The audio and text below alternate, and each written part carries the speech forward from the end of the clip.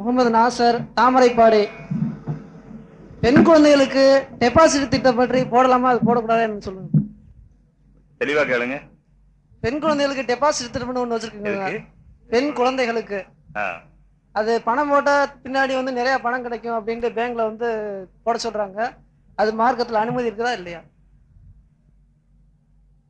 பொதுவாக பேங்க்ல போடப்படக்கூடிய டெபாசிட்டுகளுக்கு, அது பெண் குழந்தைகளுக்கு ஆரம்ப காலத்திலேயே போடப்படுகிறது. குறைந்த ரூபாய், 20 வருஷத்துக்கு பிறகு அதில் இவ்வளவு ரூபாய் கிடைக்கும் என்று சொல்லப்படுகிறது. அது முழுவதுமாக அதனுடைய வட்டி கணக்கு பண்ணி தான் கொடுக்கப்படுகிறது. ஆகையால எங்கே வட்டி கூடாதோ அது போன்ற டெபாசிட்டும் கூடாது. அதுல எந்த விதமான சந்தேகத்துக்கும் இடமே இல்லை. அது வட்டியைத்தான் 20 வருஷத்துக்கு பிறகு ஒரு பெரிய தொகையாக்கி கொடுக்கிறார்கள். நமக்கு கொஞ்சம் ரூபாய் தானே போடுகிறோம், அது பெரிய தொகையாக கிடைக்கிறதே, நல்லது தானே என்று நினைத்தாலும், நல்லது கெட்டது என்பதற்கு பெயர் அல்லாஹ் எதை செய்ய சொன்னானோ அதை செய்தால் நல்லது, அல்லாஹ் எதை வேண்டாம் என்று சொன்னானோ அது வேண்டாதது, அது கூடாது, அதில் நல்லது கிடையாது. ஆகையினாலே பெரிய தொகை பார்த்து ஏமாந்து விடக் கூடாது. அது அல்லாஹ் வேண்டாம் என்று சொன்னது கெட்டதுதான். ஆகையினால் அதில் வட்டி கலக்கிற காரணத்தினாலே கட்டாயமாக கூடாது. திண்டுக்கல். அதாவது ஃபத்வா கொடுத்திருக்கிறாங்க மேவாத்துல இருந்து, அமெரிக்க பொருள்கள் விற்பனை செய்யவும் கூடாது, வாங்கி உபயோகிக்க கூடாது என்பதாக சொல்லியிருக்கிறாங்க. அது வாங்கி உபயோகித்தால் அது ஹராமா, அல்லது ஃபத்வா என்பது அது ஹராமுக்கு சமமாகுமா? அமெரிக்க பொருள்களை வாங்கக்கூடாது, விற்கக்கூடாது, உபயோகிக்க கூடாது என்று சொல்லுவது அது அவர்களுடைய கொள்கை தவறாக இருக்கிறது. அவர்களுடைய பொருள்களை வாங்குவது, விற்பதன் மூலமாக அவர்களுக்கு தங்களுடைய கொள்கையை நடைமுறைப்படுத்துவதற்குரிய வாய்ப்புகள் அதிகமாக கிடைக்கும் என்ற காரணத்தினால் அவர்களுடைய வாய்ப்பை குறைப்பதற்காக வேண்டி அதை வாங்கக்கூடாது, அதை உபயோகிக்க கூடாது என்று சொல்லப்படுகிறது. தவிர அந்த பொருளே கூடாத ஒரு பொருள் அல்ல. ஆகையினால் ஒன்று இருக்கிறது தானே ஹராம், இன்னொன்று இருக்கிறது உதாரணமாக 10 ரூபாய் நோட்டு. நாம் அந்த 10 ரூபாய் நோட்டை ஹலாலாக சம்பாதித்தால் அந்த நோட்டு ஹலால். அதே 10 ரூபாய் 100 ரூபாய்க்கு பகரமாக 1000 ரூபாய்க்கு பகரமாக வட்டியாக கிடைத்தால் அதே 10 ரூபாய் நோட்டு ஹராம், இது வட்டி. அந்த 10 ரூபாய் நோட்டிலே எதுவும் இல்லை, அதிலே ஹலாம் என்றோ ஹராம் என்றோ ஹலால் என்றோ எதுவும் அந்த நோட்டிலே இல்லை.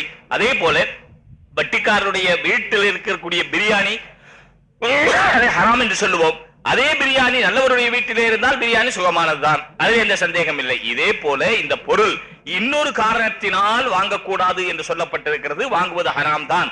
ஆனால் ஒருவர் வாங்கிவிட்டால் அந்த பொருளை உபயோகிக்கலாமா கூடாதா என்றால், பொருள் உபயோகிக்கத்தக்க தகுந்த பொருளாக இருந்தால் தாராளமாக உபயோகிக்கலாம், அல்ல பொருளே ஹராமானதாக இருந்தால் கூடாது.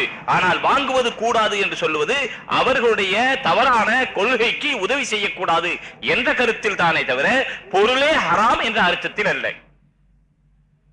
ராகுல் மீது இடையே எல்ஐசி விஷயத்தை பற்றி சொன்னோம். அடுத்தபடியா இந்த கண் தானம் அவருக்கு சொல்லுங்க, மைக் நீங்க கொடுக்கும்போது நேரா வைக்க சொல்லுங்க. சரி, பெருசா இருக்கிறீங்க, நேரா தான் பிடிச்சோம். இந்த அளவுக்கு நேரம் பிடிக்குமா? எல்ஐசி விஷயம் பற்றி சொல்லணும். அடுத்தபடியா இந்த கண் தானம் இது மாதிரி உள்ள விஷயங்கள் மார்க்கத்தில் எப்படி அப்படிங்கிறது சொல்லணும்.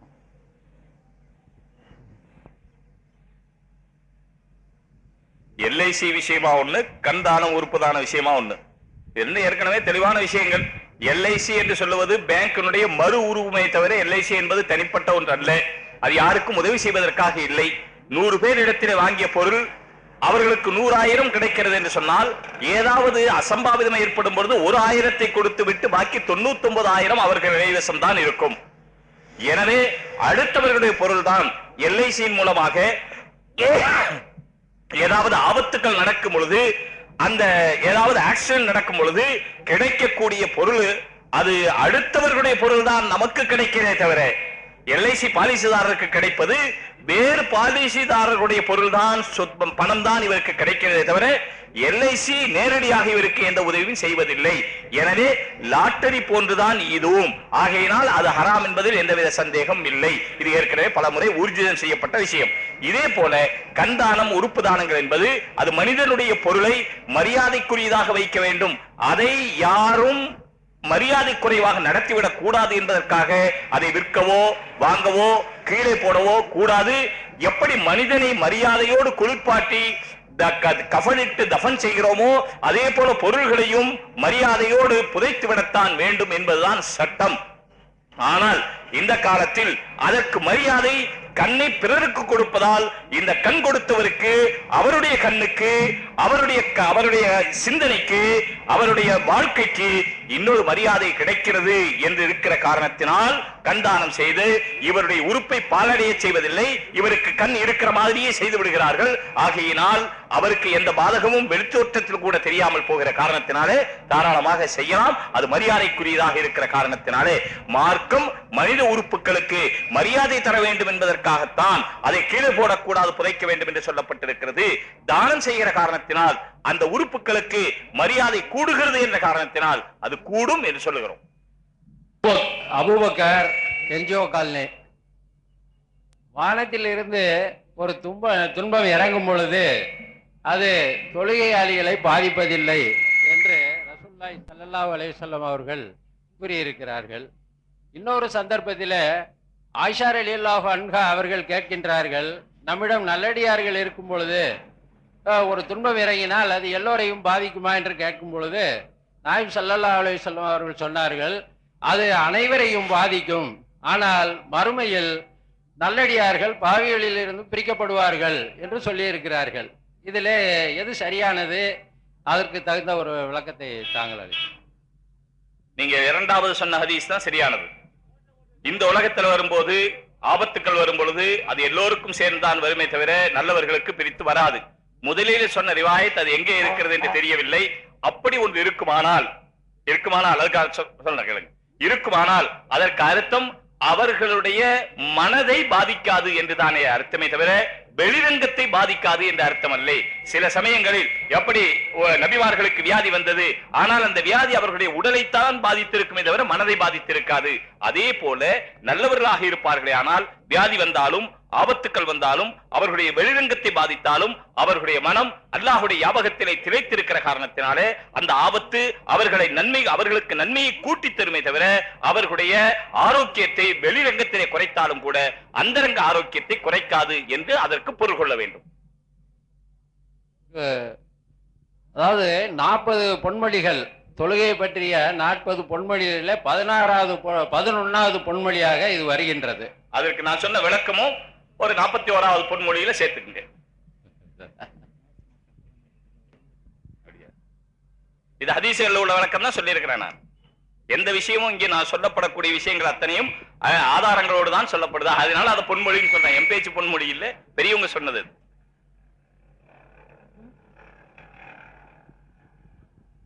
அஸ்ஸலாமு அலைக்கும். குத்புதீன், திண்டுக்கல். திருமணத்துல வரதட்சணை வாங்குவது கூடுமா கூடாதான்றது தெரியும். இன்னுமா சந்தேகம் உங்களுக்கு? திருமணம் ஆயிடுச்சா இல்லையா உங்களுக்கு? இல்லையா சார்? இல்லைங்களா? சரி, நல்ல பொண்ணா பாருங்க, காசு இல்லாம பணம் இல்லாம மகர் கொடுத்து கல்யாணம் பண்ணுங்க இன்ஷா அல்லாஹ். எந்த காரணம் கொண்டு வரதட்சணை வாங்க கூடாது. வரதட்சணை வாங்குறவங்களை யாருக்காவது கட்டி கொடுக்கணுமே தவிர வரதட்சணை வாங்குறவர் கல்யாணம் செய்வதற்கு லாயக்கே இல்லாத ஆம்பளை. அவர் தன்னுடைய குடும்பத்தை நடத்த முடியாது, தன்னுடைய குடும்பத்துல சந்தோஷமா இருக்க முடியாது.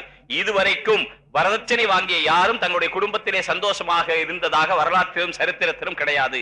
அவர்கள் மானசீகமாக துன்பப்படுவார்கள், அவர்கள் அந்த பெண்களின் ஆதிக்கத்தினாலே அவதிப்படுவார்கள் என்பதை தவிர வேறு ஒன்றுமே அங்கே இருக்காது என்பது நிச்சயத்திலும் நிச்சயம். மார்க்கத்திலே ஹராமாக்கப்பட்ட ஒன்றை கொண்டு நிம்மதியை நிச்சயமாக தேடிக்கொள்ள முடியாது.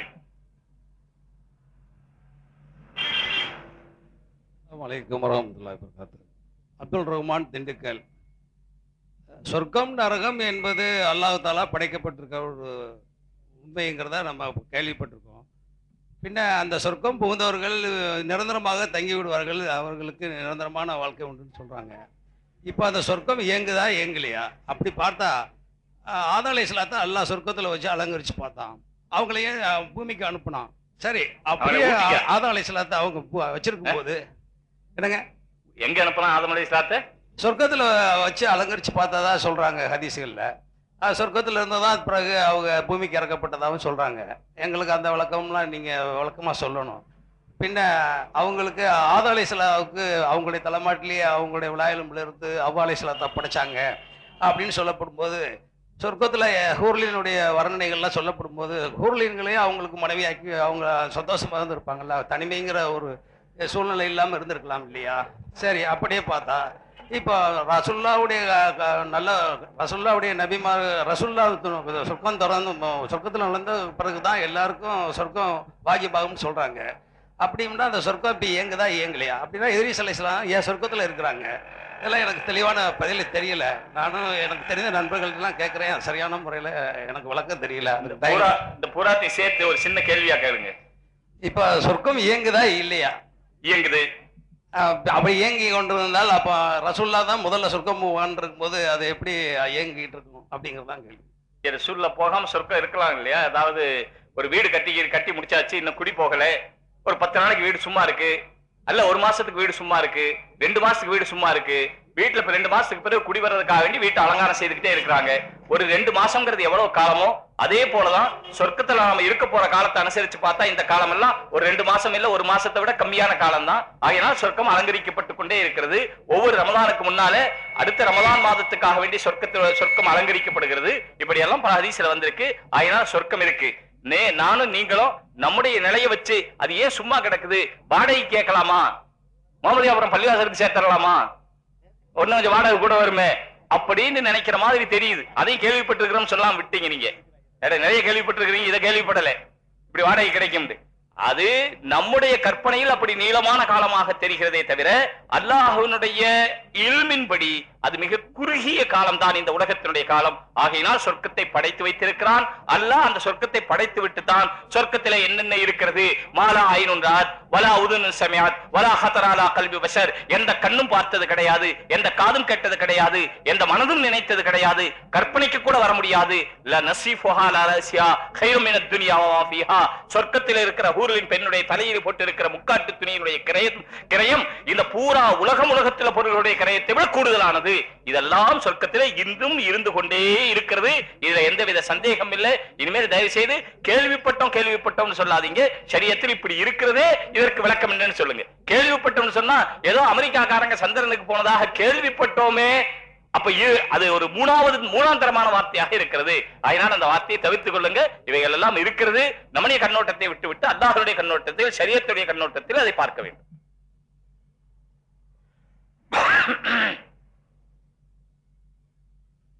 பெண்கள் புறத்திலிருந்து ஒரு பேப்பர் வந்திருக்கின்றது. தற்கால சூழ்நிலையில் எங்கு திரும்பினாலும் வட்டியாகவே உள்ளதால் நிர்பந்த சூழ்நிலையில் வட்டி வாங்க வேண்டி வரும் பொழுது குற்றமாகுமா, மாற்று வழியும் இல்லாமல் உள்ளதே, என்ன செய்வது என்று கேட்டிருக்கிறார்கள். ஹதீஸிலேயே வந்திருக்கிறது, ஒரு காலம் வரும் நீங்கள் வட்டியை விட்டு தப்பித்தாலும் வட்டியினுடைய புகையை விட்டு தப்பிக்க முடியாது. என்றால் என்ன அர்த்தம்? வட்டி சம்பந்தப்பட்ட ஏதாவது ஒன்று உங்களிடத்திலே வந்து தானாகவே வந்து சேர்ந்து விடும் என்று ஹதீஸிலும் வந்திருக்கிற காரணத்தினால் அப்படி வரும். இது என்ன அர்த்தம்? ஹதீஸில் அப்படி வந்திருக்குது, அதனால வட்டியினுடைய புகை உங்களிடத்திலே வந்து சேரும் என்பதனால ஏதாவது வகையில வட்டி வந்து சேரும் ரசூலுல்லாஹி சொல்லிட்டாங்களே, ஆகையினால வாங்கிக்கலாம்னு நினைக்கப்படாது. அப்படி வந்தாலும் நீங்கள் அந்த வட்டியை விட்டு தவிர்த்து கொள்ள வேண்டும் என்பதுதான் அதற்கு அர்த்தம். இப்படி ஒரு நிர்பந்தமான காலம் வரும், நீங்கள் அந்த வட்டியிலே சம்பந்தப்பட்டே தீர வேண்டும். அப்படிப்பட்ட ஒரு காலம் வரும். அப்படிப்பட்ட காலம் வந்தாலும் சரி, மார்க்கத்தில் ஹராமாக்கப்பட்ட ஒரு விஷயத்தை செய்யலாம் என்று நீங்கள் விட்டுக் கொடுக்க கூடாது. உங்களுடைய உடைமைகளை விடலாம், வேண்டுமானால் உங்களுடைய உயிரை கூட விடலாம். ஆனால் மார்க்கத்தில் அனுமதிக்கப்படாத ஒன்றுக்கு விட்டுக் கொடுக்கிற தன்மையை ஏற்றுக்கொள்ள கூடாது என்பதுதான் அந்த ஹதீஸினுடைய கருத்து. ஆகையினால எந்த நிலையிலும் வட்டி வாங்க கூடாது என்று யார் முடிவாக இருக்கிறார்களோ அல்லாஹ் தஆலா அதற்கு தௌஃபீக் தருகிறான். அடியான் எப்படி நினைக்கிறானோ, ஒரு அடியான் எப்படி நினைக்கிறானோ அதற்கு தகுந்த மாதிரி அல்லாஹ் அவர்களுக்கு வழிவகுத்து கொடுக்கிறான் என்று ஹதீஸ் குத்ஸியிலே வந்திருக்கிற காரணத்தினாலே வட்டி வாங்க மாட்டோம் என்று உறுதியாக இருங்கள். அல்லாஹ் தஆலா வட்டி வாங்காமலேயே, அது குறைந்த உணவாக இருந்தாலும் சரி, சிறிய வீடாக இருந்தாலும் சரி, ஆடைகள் குறைவாக இருக்கலாம், வீட்டினுடைய அளவு குறைவாக இருக்கலாம், உணவு குறைவாக இருக்கலாம், ஆனால் உங்களுடைய வாழ்க்கையினுடைய நிம்மதியினுடைய அளவு மகா பெரியதாக இருக்கும். ஆகையினால் உறுதியோடு இருங்கள், இறுதியான முடிவோடு இருங்கள். நான் வட்டி வாங்க மாட்டேன் என்று அல்லாஹ் தௌஃபீக் தருவான். இதற்கு மீறி உயிர் போகிற சந்தர்ப்பம் அல்லது உலகத்திலேயே வாழ்க்கையே நடத்த முடியாத அப்படி ஒரு நிர்பந்தம் என்று வருமானால் அதை குறிப்பிட்டு நீங்கள் ஏதாவது தெளிந்த உலமாக்கடத்திலே கேட்டு அந்த விஷயத்திலே நடந்து கொள்ளுங்கள். அஸ்ஸலாமு அலைக்கும். முஸ்தபா, திண்டுக்கல். இறந்தவர்களுக்கு பாத்தியா மௌலது ஓடலாமா கூடாது? உயிரா இருக்கிறவங்களுக்கு போதனா சண்டைக்கு வந்துருவாங்களே. இறந்தவர்களுக்கு தான் ஓத முடியும், அதனால இறந்தவர்களுக்கு ஓதணும் அப்படின்னு நினைக்கிறாங்க. அதாவது அவர்களுக்கு நம்முடைய உடல் ரீதியான நம்முடைய இபாதத் மூலமாக நன்மையை சேர்த்து வைக்கவும் முடியும் என்று ஹதீசுகளிலிருந்து கடைந்தெடுத்த கருத்துக்களை புக்கஹாக்கள் சொல்லி இருக்கிற காரணத்தினால் நாம் ஓதுகிற நன்மையை அல்லாஹ் அவர்களுக்கு சேர்த்து வைக்க முடியும் என்ற நம்பிக்கையில் அவர்களுக்காக வேண்டி துஆ செய்வது, அவர்களுக்காக வேண்டி குர்ஆன் ஷரீஃப் ஓதுவது, அவர்களுக்காக தான தர்மங்கள் செய்வது, அவர்களுக்காக ஈசால தவாப் செய்வது கூடும். ஆனால் அதற்கென்று நாம் ஒரு வரைமுறை வைத்துக் கொண்டு இந்த நாளில் தான் இப்படித்தான், இந்த சாப்பாடு தான், இவரை கொண்டுதான், இந்த அஜரத்தை கொண்டுதான் என்றெல்லாம் நாம் அங்கே ஒரு கட்டாயங்களை திணிக்கிறோமே, அது மார்க்கம் ஏற்றுக்கொள்ளாத விஷயம். பொதுவான ஈசால சவாப் கூடும், அதில் உள்ள நாம் ஏற்படுத்திக் கொண்ட நிபந்தனைகள் கூடாது. 3, 7, 10 இதுவெல்லாம் கூடாது. நம்முடைய வசதிக்காக நாம் ஏற்படுத்திக்கிட்டோம் யாராவது சொன்னா வெறும் வசதிக்காக இருந்தா தப்பில்லை. ஆனா அது 3வது நாள்ல செஞ்சாதான் நல்லது, அது 2வது 6வது நாளுக்கு வந்துடக்கூடாதுன்னு நினைச்சால் அது மார்க்கத்தில் இல்லாது.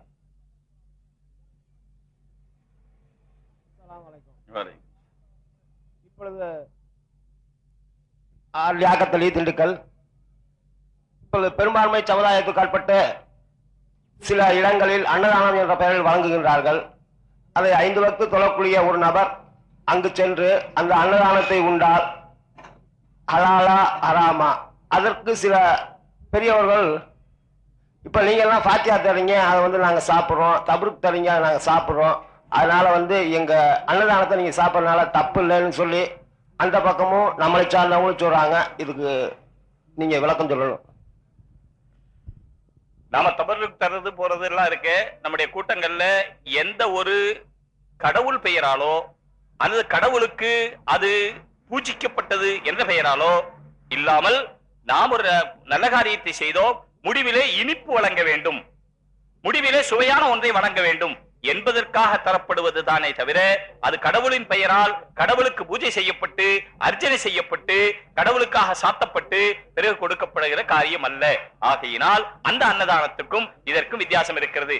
அந்த அன்னதானமும் அப்படியெல்லாம் கொடுக்கப்படவில்லை, ஏழைகளுக்கு உணவாக மட்டும்தான் நாங்கள் கொடுக்கிறோம் என்று சொன்னால் அந்த சாப்பாடு உணவு அது பூஜிக்கப்பட்டதல்ல கடவுளுக்கு என்று சொன்னால் அதை சாப்பிடுவது ஒரு ரீதியில் கூடும் என்று சொன்னாலும் கூட, ஆனால் அது பாவத்துக்கும் விக்கிரக ஆராதனைக்கும் மாற்று மத அதாவது பல பல கடவுள் கொள்கைகளுக்கு உதவி செய்கிற தோரணை அதிலே இருக்கிற காரணத்தினால் அதை தவிர்த்துக் கொள்வதுதான் நம்முடைய கடமை. அஸ்ஸலாமு அலைக்கும். கரீம் பாஷா திண்டுக்கல். அரசு ஊழியர்கள் ஓய்வு பெற்ற பின் பென்ஷன் வாங்குகின்றார்கள், அது ஹராமா ஹலாலா? பென்ஷனை நிறுத்த போறாங்க, இனி அந்த கேள்விக்கே இடம் இல்லை. ஏதோ வாங்கின வரைக்கும் வாங்கிட்டாங்க, இனிமேல் கிடைக்க போறது இல்லை. இல்லாத வஸ்துவுக்கு ஹராம் ஹலால் பேச வேண்டியது. ஆனால் கவர்மெண்ட் கொடுக்கிற பென்ஷன் இருக்கிறது, அது சம்பளத்தினுடைய ஒரு பகுதியாகத்தான் கணிக்கப்படுகிறதே தவிர கவர்மெண்ட் நம்முடைய இந்த பணத்துக்கு இவ்வளவு என்று வட்டி விகிதாச்சாரம் எல்லாம் அதிலே இல்லை. அவர் வாங்கிய தொகையை கணித்து அதிலே ஏதோ ஒரு பங்கு அவர்களுக்கு வாழ்க்கையில இயலாமல் போகிற காரணத்தினாலே எப்படி முதியோர்களுக்கு மாதம் மாதம் பணம் கிடைக்கிறது, அதே போல பாட்டிமார்களுக்கு கிடைக்கிறது, இன்னும் பல தரப்பட்ட இயலாதவர்களுக்கு கொடுக்கப்பட வேண்டும் என்று நம்முடைய அரசியல் சாசனத்திலேயே இருக்கிறது.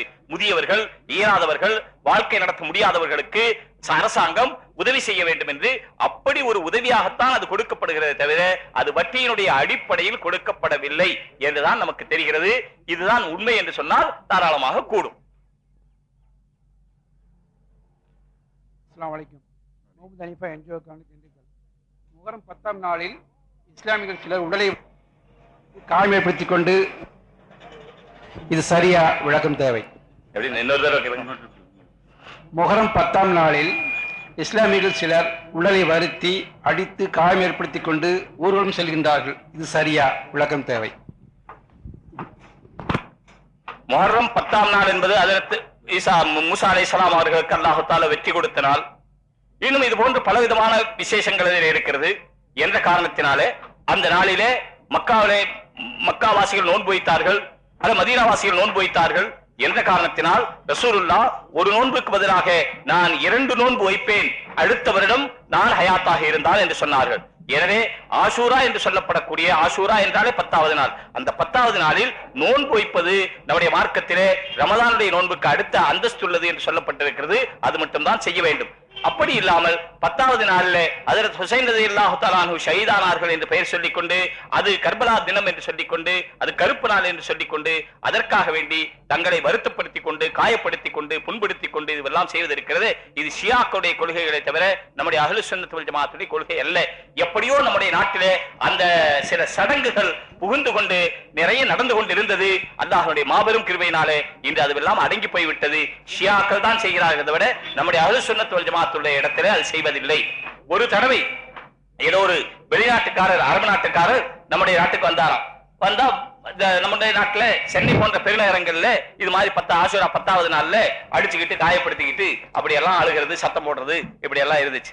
அவரு ஒரு யதார்த்தமா அந்த பக்கம் போனாரு. பார்த்தா இப்படி எல்லாரும் அடிச்சுக்கிட்டு இருக்கிறாங்க, காயப்படுத்திக்கிட்டு இருக்கிறாங்க, அழுதுகிட்டு இருக்கிறாங்க. எப்போ ஒரு 10 வருஷத்துக்கு முன்னால இது நடந்தது. எவ்வளவு காலம் ஆச்சு? 1300 வருஷத்துக்கு மேல ஆச்சு. 1400 வருஷம் ஆச்சு. இப்ப 10 வருஷத்துக்கு முன்னால அவர் போனாரு. அப்ப அவர் கேட்டாரா, இது என்ன எல்லாரும் அழுதுகிட்டு இருக்கிறாங்களே, என்ன காரணம்? இப்படி எல்லாரும் புலம்பிக்கிட்டு இருக்கிறாங்களே, என்ன காரணம்? அப்ப சொன்னாரா, ஹஜ்ரத் ஹுசைன் ரலியல்லாஹு தஆலா அன்ஹு ஷஹீத் ஆயிட்டதுக்காக இவங்க அழுகிறாங்க. இப்பதான் இவங்களுக்கு தகவல் வந்துச்சான்னு கேட்டாராம். அப்படி அவங்களுக்கு இப்பதான் தகவல் வந்திருக்கும் போல இருக்கு, அவங்க அழுகிறாங்க. நம்ம அவங்கள பார்த்து அழுக வேண்டியதா இருக்கு. இல்லையானால் மார்க்கத்தில் அதற்கு அணுவளவும் இடமில்லை.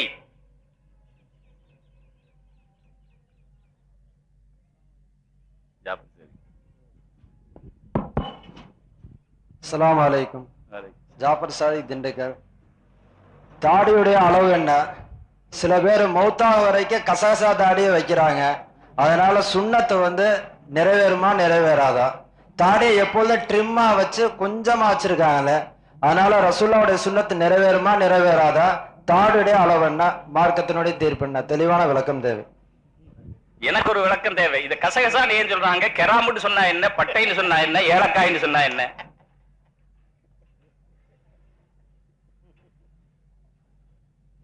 ரசூலுல்லாஹி ஸல்லல்லாஹு அலைஹி வஸல்லம் எந்த காரியத்தை எப்படி செய்தார்களோ அந்த காரியத்தை அப்படியே செய்ய வேண்டும்.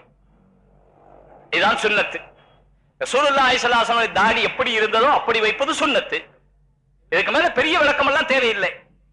தங்களுடைய ஃபல்சஃபாலாம் இதுல கொண்டு வந்து நுழைக்க வேண்டிய அவசியம் இல்லை. தாடிண்டா என்ன, தூரத்துல இருந்து பார்த்தா தெரிஞ்சா தாடின்னு தெரிஞ்சாதே, அதுக்கெல்லாம் கேள்விக்கு இடமே கிடையாது. ரசூலுல்லாஹி ஸல்லல்லாஹு அலைஹி வஸல்லம் தாடி அவர்களுடைய ஷமாயிலே, அவருடைய அங்கலட்சண சாமுத்திரியா லட்சணங்களிலே தெளிவாக விளக்கப்பட்டிருக்கிறது. பெரிய தாடியாக இருந்தது. சஹாபாக்களுடைய தாடிகள் எல்லாமே அப்படித்தான் இருந்தது என்பது தெளிவான விஷயம். எனவே அதில் போய் அதை வெட்டுவதற்கு என்ற பேச்சுக்கே இடமில்லை. அதை வெட்டுவது மார்க்கத்தை விட்டு விடுவதற்கு சமமாக ஆகுமே தவிர, இல்லையானால் தாடி ரசூலுல்லாஹ் வைத்தது போல் தாடி வைக்கிறது என்று வந்து விட்டது, சுன்னத்து வந்து விட்டது. பிறகு வைக்கிறது வேற. அவர் சொன்ன மாதிரி ட்ரிம்மா, அப்புறம் அதுவா இதுவா? சில பேருடைய தாடியை பைனாக்குலர் வச்சு பார்க்க வேண்டியது இருக்கு. அவங்க சுன்னத்து அந்த அளவுதான் இருக்கும். அதனால சகோதரர்களை, எந்த காரணம் கொண்டும் தாடியில இது மாதிரி குறைச்சிக்கலாம். அது என்ன, இந்த கம்மி வயசு தானே, பல பேருக்கு தாடி வச்சிருக்கிறோம், நிறைய பேரை பாக்குறோம். கம்மி வயசு தானே, ஏன் பெரிய தாடி வைக்கணும்? அளவா இருந்தா நல்லா இருக்கும், பெருசா இருந்தா நல்லா இருக்காது, அப்படி என்று கிடையாது. ரசூலுல்லாஹி ஸல்லல்லாஹு அலைஹி வஸல்லம் அத்தனை காரியமும் அதனுடைய அளவுகளுடனே அழகானது. அதில் எந்தவித சந்தேகமும் இல்லை. அதே போல உடை நடை பாவனையிலும் ரசூலுல்லாஹி ஸல்லல்லாஹு அலைஹி வஸல்லம் எப்படி இருந்தார்களோ அது அழகானது என்று சொல்லணும். மாற்றமாக செய்கிறவர்கள் கூட நான் செய்வது அழகாக இருக்கிறது, அது அழகாக இல்லை என்று நினைப்பார்களே, ஆனால் அது ரசூலை அவமதித்ததாக ஆகும். ரசூலை அவமதித்ததாக ஆகும். இது சொல்லும்போது எனக்கு ஒரு ஞாபகம் வந்துருச்சு. ஈரான்ல ஒரு கவிஞர் இருந்தார். அந்த கவிஞர் ரசூலுல்லாஹ் மேல பாடி இருக்கிற இஷ்குள்ள கவிதைகள் ரசூலுல்லாஹ் மேல அப்படியே பாடினார்னு சொன்னா ரசூலுல்லாஹ்வுடைய முஹப்பத்துல உள்ளமெல்லாம் கரைஞ்சு போகும். அது மாதிரியான பாடல்கள் பாடியிருந்தார். அவரை பார்க்க வேண்டும் என்ற ஆசையிலே இந்தியாவிலிருந்து சென்ற ஒரு நபர் ஈரானுக்கே போய், அவருடைய ஊருக்கே போய், அவருடைய தெருவுக்கே போய், அவருடைய வீட்டுக்கே போய் அவரை சந்திக்கிறது போயிட்டார். உள்ள போய் போகணும்னு சொன்ன உடனே கொஞ்சம் பொறுங்கன்னு சொன்னாங்க. என்னன்னு கேட்டா, அவரு ஹஜ்ஜாம் நாவிதர் வந்து அவருக்கு வேலை செய்து கொண்டிருக்கிறார், முடி எடுத்துக் கொண்டிருக்கிறார், அதனால கொஞ்சம் பொறுங்க. இவர் பொறுக்க முடியாம உள்ள நனைஞ்சு போயிட்டார். உள்ள போய் பார்த்தா தாடி வலிச்சு ஷேவிங் பண்ணிக்கிட்டு இருக்கிறார். இவருக்கு அப்படியே ஆச்சரியமா போச்சு. ரசூலுல்லாஹ் மேல முஹப்பத்து வெறும் ரபியுல் அவ்வல்ல பாட்டு பாடினது மட்டுமல்ல, 12 மாசம் பாட்டு பாடினாரு. வெறும் 12 நாள் பைத்து படிச்சது மட்டுமல்ல, வாழ்க்கை பூரா பைத்து படிச்சாரு. அப்படிப்பட்டவர் இப்போ தாடி சிரைச்சு கொண்டிருக்கிறாரே, அப்படிப்பட்டவர் தாடி சிரைச்சு கொண்டிருக்கிறாரே என்று அவர் கேட்டார். ரீஷ்மி தராஷி, தாடியா சிரிக்கிறீர்கள் கேட்டார். அப்ப அவர் கவிஞராச்சுங்க இல்லையா, கவிஞர்களுக்கு கற்பனை திறன் கூட இல்லையா. தராஷ்னா அப்படின்னு சொன்னா வெட்டுறது, உடைக்கிறது, காயப்படுத்துறது, இந்த எல்லா அர்த்தம் வருது பார்சியில. ரீஷ்மி தராஷி, முடியை வெட்டுகிறீர்களா என்று இவர் கேட்டவுடனே அவர் சொன்னார், ரீஷ்மி தராஷம் வலேக்கின் திலே கசே நமி ஹராஷம், நான் தாடியை வெட்டுகிறேன், ஆனால் யாருடைய மனதையும் வெட்டுவதில்லை. அதாவது யாருடைய மனதையும் புண்படுத்துறது இல்லை. அசல் சுன்னத்தை யாரை துன்புறுத்தாம நடக்கிறதா, அதனால நான் அதை செய்கிறேன், தாடி என்ன ஒரு பெரிய விஷயம் அப்படிங்கிற அர்த்தத்துல ரீஷ்மி தராஷம் வலேக்கின் திலே கசே நமி ஹராஷம் சொன்னார். இதை கேட்ட உடனே இந்த இந்துஸ்தானிக்காரர், அவருக்கு வாசி தெரியும், அவர் சொன்னார், திலே ரசூலுல்லா மீ தராஷி, ரசூலுல்லாவுடைய மனதை வெட்டுகிறாய், புண்படுத்துகிறாய். எனவே தாடிதானே என்று சொல்லக்கூடாது, அது ரசூலுல்லாவுடைய சுன்னத். எனவே இனிமையானது, ருசியானது, ரசனைக்குரியது. ஆகையினால் அதை வெட்டதுங்கிற பேச்சுக்கு இடமில்லை. அஸ்ஸலாமு அலைக்கும். நீனா முகமது அலி, திண்டுக்கல். கண்ணியமிக்க உலமா அவர்களே, சமீப காலமாக கண்ணியமிக்க உலமா பெருமக்களை பற்றியும் அவர்கள் நடத்துகிற மதரசாக்களை பற்றியும் கடுமையான இல்லாத விமர்சனங்கள் சொல்லப்படுகின்றன. எந்த அளவுக்கு என்றால், சில ஆங்கில பத்திரிகைகளில் மிகவும் தரக்குறைவான சில விஷயங்கள் சொல்லப்படுகின்றன. அது உண்மைக்கு புறம்பானது. எனவே மதரசா நடத்தக்கூடிய தங்களை போன்ற கண்ணியமிக்க உலமாக்கள், இதுதான் எங்களுடைய பாடத்திட்டம், இது யாருக்கும் எதிரானது அல்ல, நீங்களே உங்களுடைய பயான்ல சொல்லிருக்கீங்க, நபி ஸல்லல்லாஹு அலைஹி வஸல்லத்துடைய வழிமுறை நடைமுறைக்கு உதவாது என்று எவனும் இதுவரையும் நிரூபித்தது அல்ல என்று சொல்லி இருக்கிறீர்கள். ஆனால் நபியுடைய வழிமுறைகளை சொல்லக்கூடிய மதரசாக்கள் கடுமையான விமர்சனத்துக்கு ஆளாகும் போது, இதுதான் எங்களுடைய பாடத்திட்டம், இது யாருக்கும் எதிரானது அல்ல, நீங்களும் ஏற்றுக்கொள்ளக்கூடியதுதான் என்பன போன்ற ஒரு திட்டத்தை இந்தியா பூரா உள்ள எல்லா உலமாக்களும் சேர்ந்து இந்த ஒரு வெளிச்சத்தை மக்களுக்கு கொடுத்தால் என்ன? நேரம் கம்மியாக இருப்பதால் எந்த பத்திரிகையில் எப்படிப்பட்ட செய்திகள் எல்லாம் வந்திருக்கின்றன என்ற விவரங்களை தருவதற்கு முடியாமைக்கு நான் வருந்துகிறேன். மறுபடியும் இங்க வந்து கொஞ்சம் சொல்லுங்களேன். இல்ல சொல்றேன், அதான் நீங்க சொன்னதே முழுமையா விளக்க எல்லாருக்கும் கிடைச்சிருச்சு. அதனால இது உண்மையான விஷயம், ரொம்ப அத்தியாவசியமானது, அதை பற்றி ஆலோசிக்கப்பட்டு கொண்டிருக்கிறது. ஒரு சில நாட்களுக்கு முன்னாலே சென்னையிலே எல்லா மதரசாக்காரர்களையும் அழைத்து மஜ்லிஸுல் மதாரிஸ், மதரசாக்களுடைய சங்கம் என்று ஒன்று வைக்கப்பட்டிருக்கிறது. அதன் மூலமாக மஸ்ஜித் மாமூரில் இது சம்பந்தமான விரிவான ஆலோசனைகள் நடத்தப்பட்டிருக்கிறது, பிரஸ் மீட்டிங் நடத்தப்பட்டிருக்கிறது. உரியவர்களுக்கு இதனுடைய விஷயம் சொல்லப்பட வேண்டும் என்று முயற்சி எடுத்துக் கொள்ளப்பட்டிருக்கிறது. ஆனால் இருக்கிற சிரமம் என்னவென்று சொன்னால், நம்முடைய தகவல் யாருக்கு போய் சேர வேண்டுமோ அவர்களுக்கு போய் சேருவதில்லை, சேர்த்து முடிவதில்லை. உதாரணமாக முதலமைச்சருக்கு போய் சொல்ல வேண்டும், ஜனாதிபதி இடத்திலே போய் சொல்ல வேண்டும், அங்கிருந்து அதற்கு ஒரு விசாரணைக்கு ஏற்பாடு செய்ய வேண்டும் என்று நாம் நினைத்தால் நாம் அப்படி பார்க்கவே முடியாது. பிறகு நமக்கு வந்து எப்படி அந்த 2 பேர் விஷம் குடிச்சவங்களுக்கு 1 லட்சம் ரூபாய் கொடுத்தாங்களா? என்னங்க ஆமா 1 லட்சம் ரூபாய்ங்களா? 1 லட்சம் ரூபாய் அப்புறம் வேலையை கொடுத்தாங்க. இப்படி நாங்கெல்லாம் அதுக்கு போனோம்னா எங்க குடும்பத்துக்கு 1 லட்சம் ரூபாய் கொடுக்குற நிலைமை வந்துடும். நாங்க முதலமைச்சரை பார்க்க போனா அப்படி பார்க்கவே முடியாத நிலையில ஏற்கனவே ஒரு தடவை முதலமைச்சரை பார்த்து இந்த கவர்மெண்ட்டுக்கு முன்னான கவர்மெண்ட்ல பார்த்து தீர்மானம் கொடுக்கணும் என்று அப்ப ராமகோபாலன் விட்ட அறிக்கையின் பேர்ல இங்குள்ள டிஎஸ்பி எஸ்பி எல்லாரும் போய் பார்த்துட்டு பிறகு கடைசியாக அங்க போய் அவருக்கு இந்த முதலமைச்சர் இடத்துல கொடுக்கணும் முயற்சி பண்ணது, கடைசி வரைக்கும் கொடுக்கவே முடியல. இப்பவும் அதே நிலைமைதான். ஆகையினால இது எப்படி அவர்களுடைய கவனத்துக்கு கொண்டு போய் சேர்ப்பது என்பது ஒரு பெரிய பிரயாசையாக இருக்கிறது.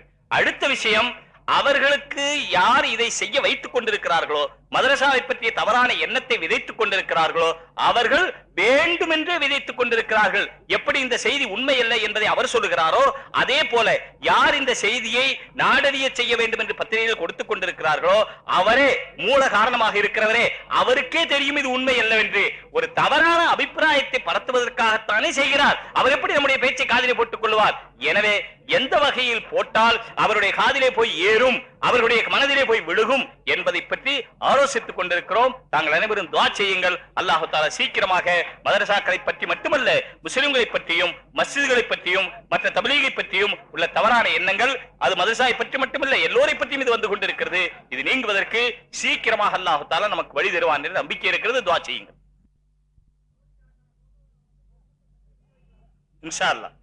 வந்து அரபிக்ல வந்து லைட்டா அந்த ப்ரொனன்சியேஷன் டிஃபரன்ஸ் வந்தாவே வித்தியாசம் இருக்கு. இந்த மாதிரி குரான் அல்ஹம் சூரால ஹலக் அப்படின்னு மாத்தி ஓதனோம்னா இதுல தெரியாதவங்க ஓதுனா எதுவும் பிரச்சனை வருமா? தெரியாதவங்க ஓதுனா பிரச்சனை வருமானா அவங்க தெரியாம இருக்கிறது தான் பிரச்சனையே. அவங்க ஏன் தெரியாம இருக்கிறாங்க?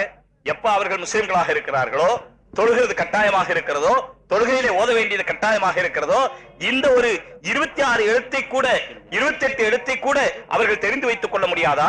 அதனுடைய உச்சரிப்பை புரிந்து வைத்துக் கொள்ள முடியாதா? குரான் சேர்ந்து கூட எழுத்து அவ்வளவுதானே இருக்கு, எழுத்து நிறைய இல்லையே, இந்த குறிப்பிட்ட எழுத்து தானே இருக்கு. இந்த எழுத்தை ஒரு ஆலிம் இடத்துல போய் சுத்தமாக கேட்டு உச்சரிக்க பழகிக் கொள்வது என்பது ஒரு மணி நேரத்து வேலை கூட இல்லை சகோதரர்களே, 1 மணி நேரத்து வேலை கூட இல்லை. தவறாக குரானை அதனுடைய உச்சரிப்பு தவறாக, அதனுடைய மொழியினுடைய அமைப்பு தவறாக ஓதுவது ஹராம். சாதாரண விஷயம் இல்ல, ஹராம். தவறாக ஓதுவதை கேட்பதும் ஹராம். எப்படி கீபத் பேசுவது, புறம் பேசுவது ஹராம், புறம் பேசுவதை கேட்பது ஹராமோ, அதே போல குரானை ஹலகவுக்கு பதிலாக ஹலக்கன்னு ஓதனா, ஹலக்கன படைத்தான் அர்த்தம், ஹலக்கன செரச்சான் அர்த்தம். அல்லாஹ் செய்யற வேலைக்கு பதிலாக இவர் செய்யற வேலையை சொல்றாரு போல இருக்கு அப்படின்னு சந்தேகிக்க வேண்டியது வந்துடும். ஆகையினால் தவறாக ஓதுவது என்பது நிச்சயமாக தவிர்க்கப்பட வேண்டிய ஒன்று. ஆகையினால் அந்தந்த மஹல்லாக்களிலே இருக்கக்கூடிய உலமாக்களை அணுகி முதியவர்களாக இருந்தாலும் இதை கட்டாயமாக படித்துக் கொள்ள வேண்டும். சிரமமான காரியமே அல்ல. ஆகையினால் கட்டாயமா செய்யணும்.